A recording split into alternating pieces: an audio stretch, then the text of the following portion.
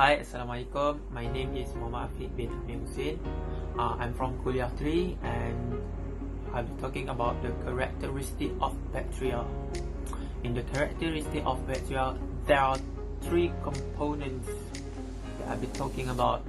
Firstly is the types of bacteria, secondly is the shape of bacteria, and thirdly is the growth arrangement of bacteria.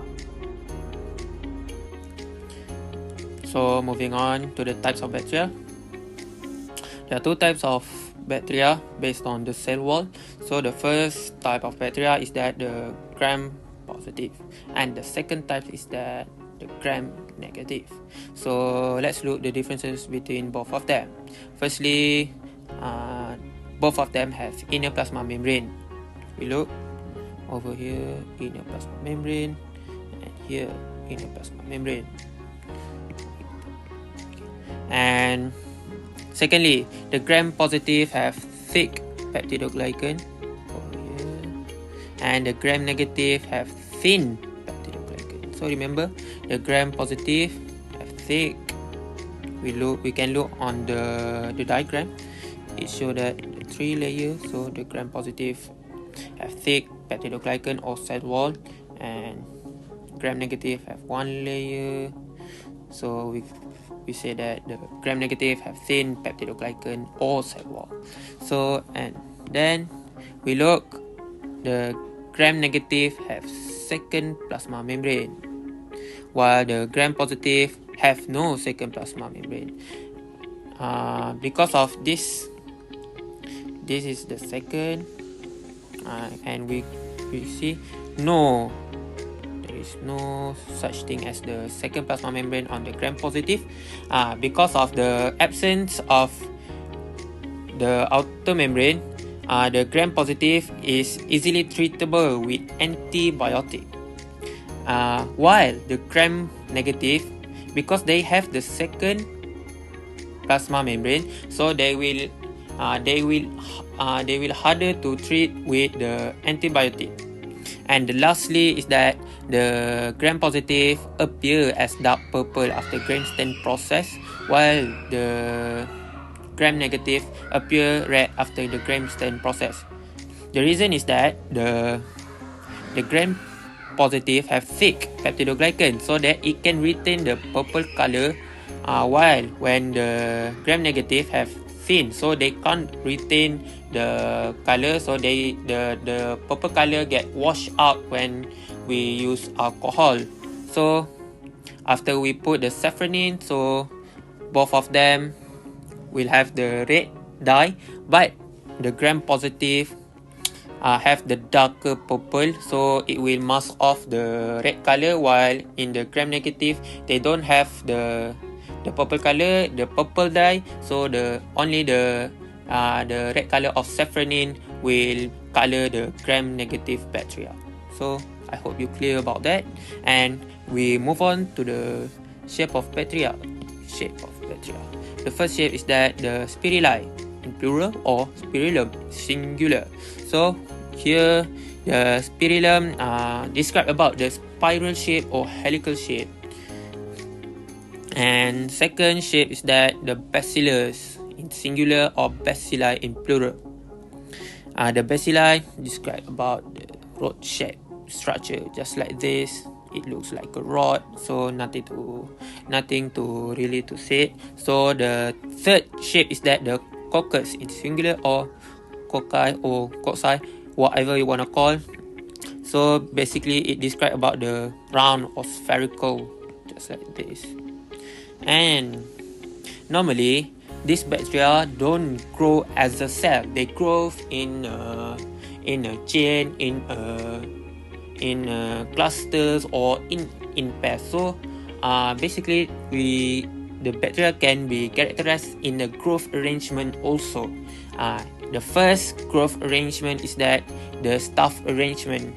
The word staff describe about the clusters of cell or grape-like cluster of cell, just like this. They group in, like many of them group in one place like this, so we call it as the cluster. So over here we look, this means the cluster, and this coccus, which describe the round shape. So we could say that the cluster of round shaped bacteria, Staphylococcus, the cluster of round shaped bacteria. And then moving on to the second growth arrangement is that the strap arrangement. Strap describe chain.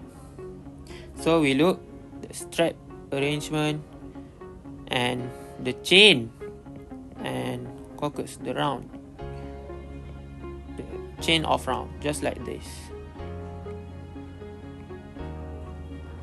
And moving on to the third arrangement is that the diplo arrangement, which describe about pairs. Look over here, got double coccus or bacteria. Yeah, over here also. So diplococcus, same with the top. Diplo, which tell about the pairs, and coccus, the round shaped bacteria. So we got the pairs of coccus.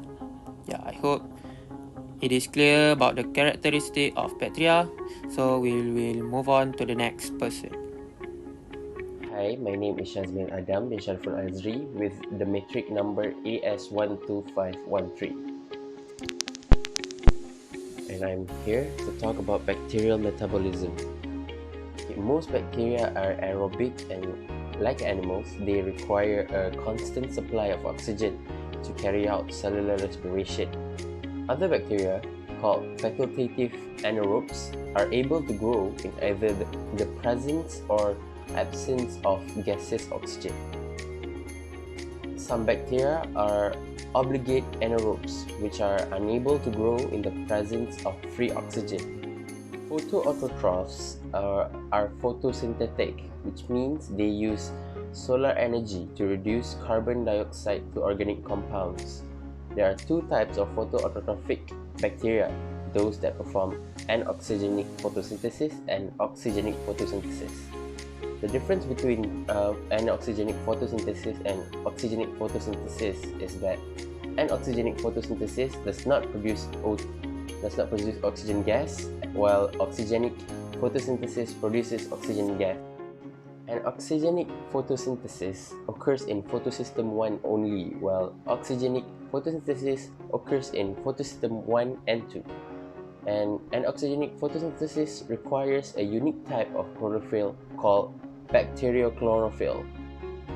Green sulfur bacteria and some purple bacteria carry out anoxygenic photosynthesis, and they usually live in anaerobic conditions such as the muddy bottom of a marsh. Bacteria called chemotrophs carry out chemosynthesis, which means they oxidize inorganic compounds to obtain energy to reduce CO2. And they also keep nitrogen cycling through ecosystems and live in environments such as deep sea vents 2.5 km below sea level. Move on with heterotrophic bacteria. There's chemotrophs, which obtain carbon energy in the form of organic nutrients produced by other living organisms. For example, parasitic bacteria feed on the tissues and fluids of their living hosts. There's also cephalotrophs. They serve as decomposers that break down organic matters from dead organisms, which plays a critical role in recycling matter and making inorganic molecules available for photosynthesizers. Bacteria also forms symbiotic relationships in which two different species live together in an intimate way. One of those is mutualism, in which both species benefit from the association. For example, mutualistic bacteria in human intestines, root nodules of soybean, clover, and alfalfa plants. There's also commensalism, in which only one species benefits while the other is unaffected. For example, a bacteria uses up oxygen in the intestines, allowing obligate anaerobes to live. And then there's also parasitism, in which one species benefits while harming the other. For example, the bacteria can be injected deep into damaged tissues and produce toxin when someone steps on a rusty nail, which can cause tetanus. So we will continue with Hurin. Hi, and Assalamualaikum warahmatullahi wabarakatuh. My name is Surinasha binti Razum An-Nazri with the matrix number AS13173. The bacteria diseases in human can be classified into different categories depending on where it is affected. If it is sexually transmitted, for example, Treponema pallidum that causes syphilis, Chlamydia trachomatis that causes chlamydia, and also Neisseria gonorrhea that causes gonorrhea. And another type of bacterial diseases are respiratory diseases such as strep throat, scarlet fever, tuberculosis, pneumonia, Legionnaires diseases, and many more. The most common causes of bacterial lung infections are Streptococcus, pneumonia, Haemophilus species, Staphylococcus aureus, and Mycobacterium tuberculosis. For skin diseases are usually because infections of surgical or accidental wounds and burns. There are also skin diseases such as erysipelas, carbuncles, impetigo, leprosy, and acne. There are also digestive diseases like when we eat something poisonous or stale food. Or maybe we have gastroenteritis, also known as gastric, cholera, peptic ulcers, and dental caries. For the nervous system diseases, we have botulism, tetanus, and spinal meningitis. Systemic diseases are the type of diseases that affects other parts of the body or even the whole body. For example, diabetes mellitus and plaque. Other diseases are also tularemia and Lyme diseases. Well, the scientists have found the treatment for this type of diseases, which is the bacterial diseases, which is antibiotics. There are two groups of the antibiotics, a bactericidal antibiotic and also a bacteriostatic antibiotic. What is the difference between the two? A bactericidal antibiotic is the one that kills the bacteria without the reliance on the patient's immune system to help.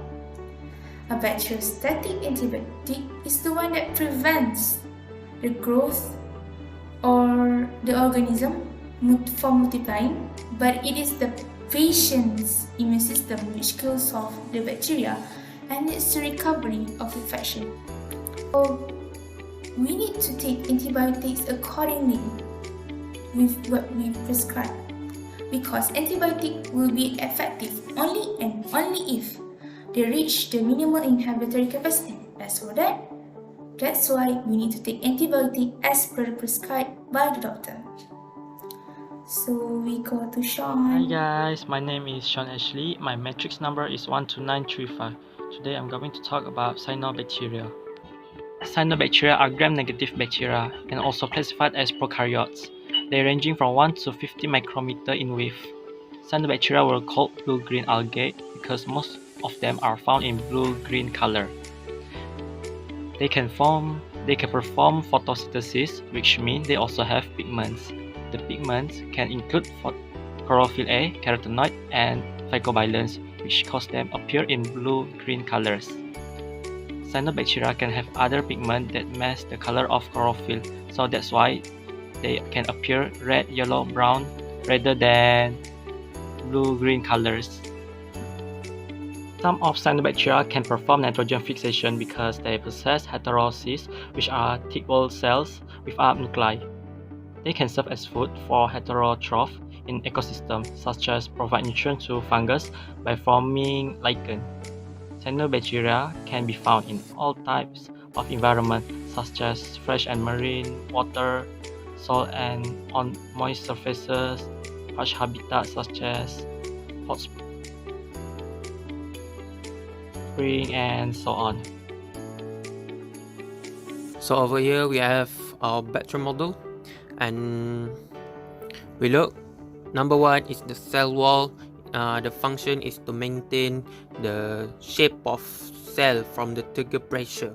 And we have nucleoid over here, the regions of circular DNA, and number 3, the ribosome. And number 4 is the pilus, the tubular structure to pass DNA from one cell to another cell, and plasmid, the extracellular DNA. And the number 6 is the inner membrane. This number 6, inner membrane over here, the blue color. And number 7, we have the outer membrane. As you guys can see, the number 7 over there. And lastly, we have the flagellum, number 8.